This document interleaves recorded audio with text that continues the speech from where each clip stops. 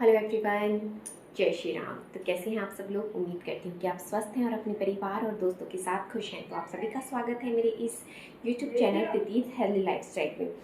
तो जो लोग मुझसे पहले से जुड़े हुए हैं उनका बहुत बहुत धन्यवाद और तहे दिल से शुक्रिया। और जो लोग नए हैं और मुझे देख रहे हैं तो प्लीज़ मेरी इस यूट्यूब फैमिली का हिस्सा बनने के लिए मेरे चैनल को सब्सक्राइब करें और बेल आइकन को प्रेस करना ना भूलें, क्योंकि मैं रोज़ आपके लिए लेके आती हूँ हेल्थ से रिलेटेड वीडियोज़, जो कि आपकी रोज़मर्रा की छोटी छोटी परेशानियों को, छोटे छोटे हेल्थ इश्यूज़ को आप घर बैठे आराम से ठीक कर सकते हैं।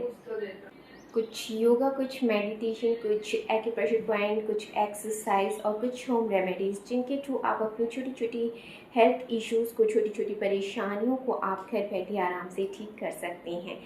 तो ज़्यादा टाइम वेस्ट ना करते हुए हम चलते हैं अपने आज के टॉपिक की तरफ। तो आज का हमारा टॉपिक रहेगा कि हम कैसे पता लगा सकते हैं कि हमारा जो स्टमक है या हमारा हार्ट है वो किस तरह से, मतलब वो हेल्दी है या नहीं है। तो इसके लिए क्या करेंगे, एक्चुअली आप नोटिस कीजिएगा आपकी जो पिंडलियाँ होती हैं वो अगर लूज़ हैं तो समझिएगा कि आपका स्टमक और आपका जो हार्ट है वो हेल्दी है, प्रॉपर हेल्दी।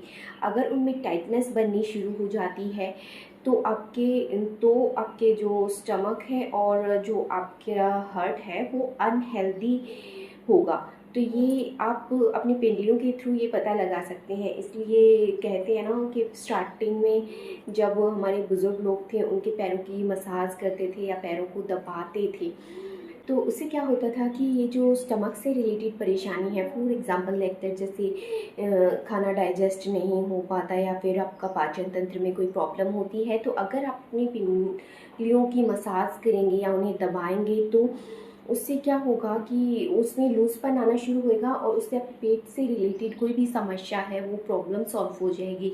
इसलिए अगर आपकी पिंडलियाँ लूज़ हैं तो समझिए आपका जो स्टमक है, आपका जो टमी है वो हेल्दी है और आपका हार्ट भी हेल्दी है। तो ये एक बेस्ट टेक्निक है ये जानने के लिए कि आपको स्टमक से रिलेटेड परेशानी है या नहीं है, आपका हार्ट हेल्दी है या नहीं है। तो मैं आज आपके साथ जो पिंडलियों की मसाज है और पैरों की जो मसाज है, जिसमें कि काफ़ी सारे एक्यूप्रेशर पॉइंट भी आप उस मसाज में ट्राई कर सकते हैं, तो मैं आपके साथ वही सब शेयर करने वाली हूँ। तो चलिए शुरू करते हैं कि हम अपनी पिंडलियों की मसाज कैसे कर सकते हैं। वैसे तो आप नॉर्मली उन्हें दबा के या फिर नॉर्मल जैसे करते हैं अपने हाथों से, उंगलियों से, या वैसे कर सकते हैं, लेकिन एक प्रॉपर विद एक्यूप्रेशर पॉइंट हम पिंडलियों के मसाज और पैरों की मसाज कैसे कर सकते हैं वो मैं आज आपके साथ शेयर करने वाली हूँ। तो चलिए प्रैक्टिकली मैं आपको करके दिखाती हूँ। तो मैं आपके साथ स्टेप बाय स्टेप पैरों की मसाज शेयर करूंगी, जिसमें कि आप पैरों की मसाज के लिए तिल के तेल का इस्तेमाल कर सकते हैं। मैंने हर एक स्टेप आपके साथ इसमें शेयर करने की कोशिश की है कि आप इस तरह से अगर प्रॉपर बेस पे मसाज करते हैं अपने पैरों की तो आपको बहुत जल्दी बेनिफिट मिलेगा। आपके जो पिंडलियों की टाइटनेस है वो ठीक होगी। जैसा कि मैंने बताया, अगर आपकी पिंडलियाँ लूज़ हैं तो आपका हार्ट और आपकी ये जो कहते हैं स्टमक से रिलेटेड सारी परेशानियां ठीक है। अगर आपकी पिंडलियों में टाइटनेस बनी हुई है तो आपके स्टमक में भी प्रॉब्लम है और आप हार्ट भी हेल्दी नहीं है। तो स्टमक में प्रॉब्लम लाइक दैट, जैसे गैस एसिडिटी हो जाती है या फिर वात पित्त कफ का दोष हो जाता है। अगर आपका मतलब पेट ठीक रहेगा तो नॉर्मल सी बात है, आपको आधी से ज़्यादा परेशानियां आपकी ऐसे ही सॉल्व रहती हैं, क्योंकि जो भी परेशानियां आती हैं वो आपके स्टमक से ही शुरू होती हैं, आपके खान पान की वजह से ही शुरू होती हैं। तो इस तरह से आप अपने पैरों की मसाज करेंगे 5 मिनट के लिए। 5 मिनट में आप ये जो भी मसाज है वो कर सकते हैं। इसके लिए आप तिल का तेल इस्तेमाल करें, वो बहुत बेनिफिशियल होगा। क्योंकि तिल का तेल क्या होता है कि अगर आपके पैरों में भी पेन है ना, उसको भी बहुत जल्दी रिमूव करता है। इसके करने से ब्लड सर्कुलेशन आपका बहुत बेहतर बनेगा। आपको अगर वेरिकोज वेन की शिकायत है लाइक दैट, जैसे कि ये ब्लू और ग्रीन कलर की उभरी हुई नसें आपके पैरों में दिखनी शुरू हो जाती हैं, तो इसके करने से वो समस्याएं भी आपकी दूर होंगी। तो आप इस मसाज को ज़रूर ट्राई कीजिएगा। तो आप ये जो मसाज है ये अपने अपने घर के जैसे सीनियर्स हैं या फिर घर में जो भी है आप खुद पे भी इस चीज़ को ट्राई कर सकते हैं। अगर आपको स्टमक से रिलेटेड कोई परेशानी है या फिर वो कहते हैं ना खाना डाइजेस्ट वगैरह नहीं हो पाता, तो आप इस चीज़ को थोड़ी देर के लिए आप इसकी मसाज कर सकते हैं। तो आप ये ट्राई कीजिएगा और अपने एक्सपीरियंस को मेरे साथ शेयर करना ना भूलिएगा कि आपको इसका फ़ायदा हो रहा है या नहीं हो रहा है।